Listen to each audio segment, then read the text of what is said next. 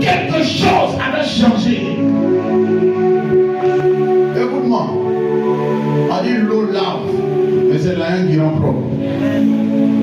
Alléluia. Donc le Joseph qu'ils avaient connu, ce n'était plus le même Joseph.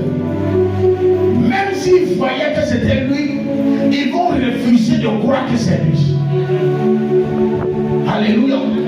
C'est pourquoi ne sois pas étonné quand les gens vont te poser la question, est-ce que c'est vraiment toi?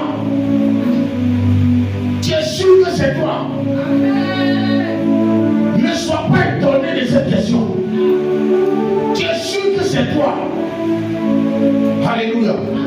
Donc ils se retournent devant Joseph. Et qu'est-ce qu'ils font? Ils se prosternent devant lui. Ça vous dit quoi? Quel que soit le temps, ce que Dieu a déclaré dans ta vie, ça va arriver au nom de Jésus. Quelles que soient les circonstances, si Dieu a dit que tu seras milliardaire, ça va arriver. Dieu peut dire que tu seras riche, Dieu peut dire que tu seras prospère, et puis tu vas vivre le contraire de la prospérité. Ça ne veut pas dire que Dieu a menti, ça ne veut pas dire que Dieu s'est trompé, mais Dieu permet que les gens te voient ainsi, pour qu'ils puissent être étonnés de voir la main de Dieu dans ta vie. Alléluia. Si Dieu a déclaré une parole sur ta vie, la parole va s'accomplir. Il n'y a pas une autre puissance qui va tuer cette parole. Rien ne pourra empêcher cette parole de se réaliser. Le rêve de Joseph venait de s'accomplir. Il dit, vous allez vous prosterner. Ils l'ont vendu. Mais à la fin, ils se sont prosternés devant Joseph. C'est le Dieu de l'étonnement. Alléluia. Le Dieu qui étonne tes ennemis, le Dieu qui étonne tes adversaires, le Dieu qui étonne même ta famille. Parce qu'il y a des familles où on minimise les gens. Quand tu n'as pas l'argent dans la famille, on te minimise. Même quand il y a des rassemblements, on ne te dit pas. Parce que tu n'es pas important. Qu'est-ce que tu vas apporter? Qu'est-ce que tu vas dire? Quand tu n'as pas l'argent, tu n'as pas de bonnes idées. Quelles que soient tes idées, on ne considère pas. Parce qu'on dit que tu n'as pas l'argent. Quand tu n'as pas l'argent et que tu parles, on dit que tu bavardes. Est-ce que tu parles à quelqu'un? Quand tu n'as pas l'argent et que tu parles, on arrête ta parole. Même quand tu es en train de dire quelque chose d'important, on t'arrête parce qu'on dit que tu bavardes. Tu perds le temps. Mais celui qui a l'argent dans la famille, il vient, il perd son temps. Il raconte sa vie, il raconte sa mort, il raconte sa résurrection, il raconte même comment il se lave. Mais tout le village est branché devant lui. Parce que le gars, il a l'argent. À la fin, on attend ce qu'il va dire quand il va finir de parler. Peut-être il va dire, je donne 100 000 à tout le monde.